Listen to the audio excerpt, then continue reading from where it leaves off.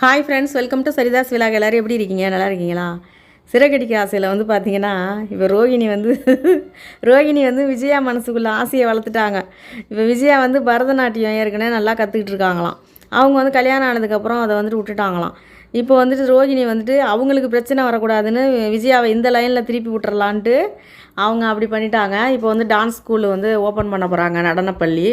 இப்போ பார்வதி வீட்டில் அவங்க இடம் தரேன்னு சொல்லிட்டாங்க. இப்போ வந்து இந்த விஷயத்தை வந்துட்டு வீட்டில் உள்ளவங்களுக்கு சொல்லணும் அப்படிங்கிறதுக்காக வேண்டி இப்போ வந்துட்டு விளம்பரம்லாம் வேறு விளம்பரத்துக்கு ஃபோட்டோலாம் வேணும்ல, அதுக்காக இப்போ வந்துட்டு ரெடி ஆகிட்டு இருக்காங்க நம்ம விஜயா. இந்த பக்கம் ரவிகிட்ட என்ன சொல்லிட்டாங்க, நீ சாப்பாடு வாங்கி எடுத்துகிட்டு வந்துடு எல்லாருக்கும், இன்றைக்கி வந்து நான் தான் ட்ரீட் கொடுக்குறேன் அப்படின்ட்டாங்க. இப்போ என்னென்னா ரவியும் சாப்பாடு வாங்கி எடுத்துகிட்டு வந்துட்டார், ஸ்ருதி எல்லாருமே இருக்காங்க, மனோஜை தவிர பாக்கி எல்லாருமே இருக்காங்க. இப்போ என்னன்னு கேட்டாக்கா உள்ளே வந்துட்டு ரெடியாக வராங்க அப்படின்னு ரோஹிணி சொல்கிறாங்க. இப்போ அண்ணாமலை வந்துட்டு அப்படியே நிற்கிறாரு, எப்போ கதவை திறப்பாங்கன்னு பார்த்தாக்கா உள்ளே சலங்க சத்தம்லாம் கேட்குது. அதுக்கப்புறம் மறுபடியும் வராங்க விஜயா வெளியில். விஜயாவை பார்த்தோன்னா முத்து, ரவி, அண்ணாமலை எல்லாருக்குமே அதிர்ச்சி தாங்க முடியல. முத்து சொல்கிறாரு, ஐயோயோ அம்மா உடம்புல சந்திரமுகி பேய் போயிடுச்சு போல், அதான் சந்திரமுகி மாதிரி ட்ரெஸ் பண்ணிட்டு வந்திருக்காங்க அப்படின்னு. ஏய் கம்முன்னு இருறா, பேயே உங்கள் அம்மாவை பார்த்து ஓடிடும், நீ வேற என்னன்னாக்கா இப்படி சொல்கிறேன்ட்டு அண்ணாமலை எல்லாம் பார்த்துட்டு இருக்காங்க. விஜயா தான் பேசிகிட்டு இருக்காங்க. விஜயா அப்படியே ஒவ்வொரு ஸ்டெப்பு இப்படி போட்டு சொல்லிட்டு பரதநாட்டியத்தில் ஒவ்வொரு ஸ்டெப்பாக சொல்லியே பேசுகிறாங்க. அதை பார்க்கும்போது எல்லாம் வாயடிச்சு நிற்கிறாங்க. ஸ்ருதி ஓடி போய் கட்டி பிடிச்சிக்கிறாங்க. ஆண்டி, உங்களுக்கு இந்த அளவுக்கு திறமை இருக்குது, அதுவும் இந்த வயசில் வந்து இந்த திறமையை நீங்கள் வெளிக்காட்டணும்னு நினைக்கிறீங்களே, அதுவே பெரிய விஷயம். நீங்கள் இப்போ ரொம்ப இந்த ட்ரெஸ்ஸில் இளமையாக இருக்கீங்க அப்படின்னு ஸ்ருதி வந்து பாராட்டுறாங்க கட்டி பிடிச்சி. எல்லாத்துக்கும் காரணம் ரோகிணி தான் என் மனசுக்குள்ளே உள்ள ஆசையை வந்து இப்போ வெளிப்படுத்தியிருக்கா. என் மனசுக்குள்ளே வந்து நான் ரொம்ப நாளாக இதெல்லாம் செய்யணும்னு எனக்கு ஆசை இருந்துச்சு அப்படிங்கிற மாதிரி சொல்லிக்கிட்டு இருக்காங்க. இப்போ வந்துட்டு ஓகே, ஏதோ செஞ்சுட்டு போட்டோம் அப்படின்ட்டு அண்ணாமலைன்னு விட்டுட்டாரு. இப்போ அடுத்து பார்த்திங்கன்னா இங்கே ஓப்பன் பண்ண போகிறாங்க, திறப்பு விழா. வாசலில் பேனர்லாம் வச்சுருக்காங்க நம்ம விஜயாவோட ஃபோட்டோவெல்லாம் வச்சு. இப்போ வந்து எல்லாருமே அங்கே இருக்காங்க. இப்போ நம்ம மீனா வந்துட்டு விளக்கெல்லாம் ஏற்றுறதுக்கு எண்ணெயெல்லாம் ஊற்றி குத்து விளக்கெல்லாம் ரெடி பண்ணிகிட்ருக்காங்க, திரியெல்லாம் போட்டு. இப்போ பார்வதி வந்துட்டு சொல்கிறாங்க, அந்த ஃபோட்டோவை பார்த்துட்டு, விஜயா இந்த ஃபோட்டோவில் வந்து உன்னை பார்க்கும் பொழுது தில்லானா மோகனாம்பாலில் உள்ள சரோஜா தேவி மாதிரியே இருக்கு அப்படின்னோடனே அண்ணாமலை சொல்கிறாரு, அது சரோஜா தேவி இல்லைம்மா, பத்மினிமா அப்படின்னு. உடனே வந்துட்டு முத்து சொல்கிறாரு, பத்மினி அம்மா காதில் விழுந்துச்சுனாக்கா அவங்க அவ்வளோதான் அப்படின்ட்டு. இதோட இப்போ இருக்கா பார்வதி சொல்கிறாங்க, சரி வா நல்ல நேரம் போகிறதுக்காட்டி குத்து விளக்கு ஏற்றி ஸ்டார்ட் பண்ணிடலாம் அப்படின்னோடனே, ஐயோ இரு ஒரு முக்கியமான விஐபியை வர சொல்லியிருக்கேன், அவங்க வந்ததுக்கப்புறம் தான் விளக்கு ஏற்றி ஸ்டார்ட் பண்ணணும் அப்படின்னோன்னா, விஐபியா யார் அப்படின்னோடனே, ஓஹோ பரதநாட்டியத்தில் சாதித்தவங்க யாரையாவது வர சொல்லியிருக்கீங்களா அத்தை அப்படின்னு வந்துட்டு நம்ம மீனா கேட்குறாங்க. வரும்போது பார்த்துக்கலாம் அப்படின்னோன்னா வராங்க காரில். யார்? நம்ம ஸ்ருதியோட அம்மா. ஸ்ருதியோட அம்மா வந்தோடனே இவங்க என்னன்னா வெளியில் ஓடி போயிட்டு வரவேற்கிறாங்க. அவங்கள ஆரத்தி தட்டெல்லாம் வச்சு ஆலங்கரிச்சு ஆரத்தி எடுக்கிறாங்க. எனக்கு எதுக்கு சம்மந்தி இதெல்லாம் அப்படின்னா, பரவாயில்ல, நீங்கள் மனோஜ் கடை ஸ்டார்ட் பண்ணும்பொழுது நீங்கள் தான் போய் ஓப்பன் பண்ணி வச்சிங்க, இன்றைக்கி அவன் நல்லா பிஸ்னஸில் நல்லா அவனுக்கு வந்துட்டு வருமானம் வருது, அதனால் நீங்கள் தான் என்னோடய வாழ்க்கையில் இதுலேயும் நீங்கள் குத்து விளக்கு ஏற்றி வைக்கணும்னு சொன்னோன்னே அவங்களுக்கு ஸ்ருதியோட அம்மாவுக்கு வந்துட்டு வாசலில் என்ட்ரன்ஸில் வந்துட்டு நம்ம விஜயாவோட ஃபோட்டோவை பார்த்துட்டு என்ன சொல்கிறாங்க, இவ சரியான பைத்தியமாக இருப்பா போல், இந்த வயசில் வந்துட்டு இவளுக்கு இதெல்லாம் தேவையா, இதில் நம்மளை வேற குத்து விளக்கு ஏற்றுறதுக்கு கூப்பிட்ருக்கா பாரு, சரி ஓகே நமக்கு என்ன, நம்ம போய் ஆரம்பித்து வைக்கலான்ட்டு வராங்க. இப்போ அதோட என்னென்னா ரவி தான் வீடியோ எடுக்கிறாரு, வளைச்சி உள்ளே போகிறாங்க. நம்ம ஸ்ருதியோட அம்மா தான் ஃபஸ்ட்டு விளக்கு ஏற்றுறாங்க. அதுக்கப்புறம் என்னன்னாக்கா நம்ம விஜயா ஏற்றுறாங்க. அவர் ஸ்ருதியை கூப்பிட்றாங்க. ஸ்ருதியை கூப்பிட்டோன்னா ரோஹிணிக்கு கோவம் வந்துடுது.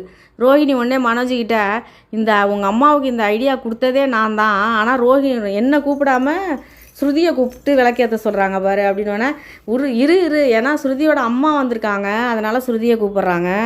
வந்துட்டு கடைசியாக நீ கெத்து காட்டலாம், கடைசியாக நீ ஏற்றலாம் அப்படின்னு சொல்கிறாரு. அடுத்து என்னென்னா ரோகிணியை கூப்பிட்றாங்க. ரோகிணியை கூப்பிட்டோன்னே 5 முகத்தில் இன்னும் ஒரே ஒரு இதுதான் இருக்குது ஏற்றுறதுக்கு குத்து விளக்கில். அடுத்து என்னென்னா சரி மீனாவை கூப்பிடுவாங்க அப்படின்னு எதிர்பார்த்துக்கிட்டு இருந்தாக்கா பார்வதியை கூப்பிட்றாங்க. மீனாவுக்கு ஒரு மாதிரி ஆகிடுது முகம். உடனே வந்துட்டு பார்வதியை கூப்பிட்டு விளக்கு ஏற்ற சொல்லிடுறாங்க. அதுக்கு அடுத்தது என்னென்னாக்கா இவங்க மீனா நீனும் போய் விளக்கேற்றுமா அப்படின்னு அண்ணாமலை சொல்கிறாரு. பரவாயில்ல இருக்கட்டும் மாமான்னு அங்கே முத்து சொல்கிறார். அதில் ஏற்றுறதுக்கு எங்கே இருக்குது இடம்? 5 முகம் இருந்துச்சு, 5 முகத்துலையும் ஏற்றிட்டாங்க. இப்போ யாராவது ஏற்றுனதை அணைச்சிட்டு தான் மறுபடியும் ஏற்ற சொல்லணும் அப்படின்னோடனே, நாளே வாயை எப்படி திறக்கிறான் பாருங்க, ஏற்றின விளக்க அணைக்க சொல்லி அப்படின்னு. உடனே என்னன்னாக்கா மீனா சொல்கிறாங்க, பரவாயில்ல இருக்கட்டும் மாமா, யார் ஏற்றுனாண்ணா விளக்கு எரியுதுல்ல அதுவே போதும், அதுவே எனக்கு சந்தோஷம்தான் அப்படிங்கிறாங்க. அடுத்து என்ன சொல்கிறாங்க, 5 முகம்தான் இருக்குது. விஜயா சொல்கிறாங்க அதில் 5 முகம்தான் இருந்துச்சு குத்து விளக்கில், எல்லாரையும் கூப்பிட்டு ஏற்ற சொல்லிட்டேன், நான் என்ன வேணும் நான் பண்ணேன் அப்படிங்கிற மாதிரி சொல்கிறாங்க. முத்து சொல்கிறாரு, குத்து விளக்குக்கு 5 முகம்தான், சில பேருக்கு மனுஷங்களுக்கு 2 முகம் இருக்குல்ல, அதில் இன்னொரு முகம் இருந்தோ அம்மாவுக்கு இதுதான் இது அப்படின்னு சொல்கிறாரு. அதுக்கு அடுத்தது என்னன்னாக்கா மீனா சொல்கிறாங்க, பரவாயில்ல விளக்கு ஏற்றாட்டி போனான்னா அந்த விளக்கில் ஏற்றுறதுக்கு முன்னாடி நான் தானே அந்த விளக்கை வந்து எண்ணெய் ஊற்றி திரி போட்டு வச்சேன், அதனால் அதுவே எனக்கு சந்தோஷம், அந்த சந்தோஷமே எனக்கு போதும் அப்படின்னு மீனா சொல்கிறாங்க.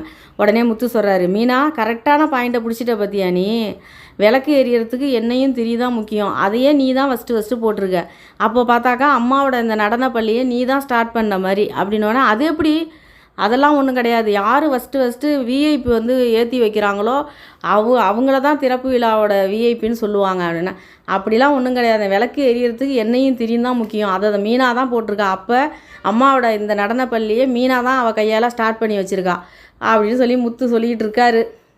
இப்போ இதோட முடிச்சிருக்காங்க. விஜயா அப்படியே முறைச்சிக்கிட்டு பார்த்துட்டு இருக்காங்க நம்ம மீனாவை. இப்போ நாளைக்குன்னு போட்டு காட்டுறாங்க. இப்போ நடனப்பள்ளியில் உட்காந்துருக்காங்க நம்ம விஜயா சோபாவில். ஒருத்தர் வந்து கூப்பிட்றாரு, கூப்பிட்டு விசாரிக்கிறாரு, ஸ்கூலை பற்றி விசாரிக்கிறாரு.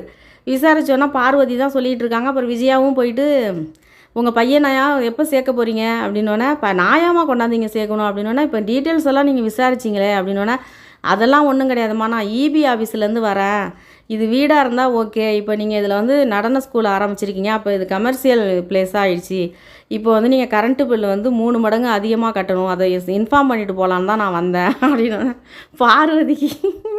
பார்வதிக்கு ஒன்றும் புரியல. ஐயோ சார் அப்படிங்கிறாங்க. இதோட முடிச்சிருக்காங்க சிறகடிக்க ஆசையை. ரோகிணி வந்துட்டு எங்கே பார்லரில் வந்து உட்காந்துட்டாக்க உண்மை தெரிஞ்சு போயிடுமே அப்படின்னு நினச்சிக்கிட்டு, அப்புறம் மனோஜோட கடையில் கல்லாப்பட்டியில் போய் உட்காடுறேன்னாங்க. இந்த 2 இடத்துக்கும் இவங்கள வர விடக்கூடாது, இவங்கள இவங்க இதை வேறு பக்கம் திருப்பி விட்டுறணுன்ட்டு அவங்க இந்த ஐடியாவை கொடுத்துட்டாங்க. ஆனால் விஜயா வந்துட்டு யோசிக்காமல் இதை பண்ணுறாங்க. நல்ல விஷயந்தான், ஒவ்வொருத்தவங்களுக்கும் ஒவ்வொரு திறமை இருக்கும், அந்த திறமையை வந்துட்டு வெளிக்காட்டுறது வந்து நல்ல விஷயந்தான். கல்யாணம் ஆனதுக்கப்புறம் அப்படியே அதை வந்துட்டு மனசுக்குள்ளே போட்டு பூட்டி வச்சுட்டு வீட்டுக்குள்ளே உட்காரணுன்னு அவசியம் கிடையாதுல்ல. அதை வந்து தடை போடுறதுக்கு அவங்க வீட்டில் யாருமே கிடையாது. அண்ணாமலை வந்து விஜயா சொல்கிற பேச்சை தான் கேட்பார் எப்போதுமே. இவங்க அதை வந்துட்டு ஃபஸ்ட்டே இவங்க ஸ்டார்ட் பண்ணியிருக்கலாமே.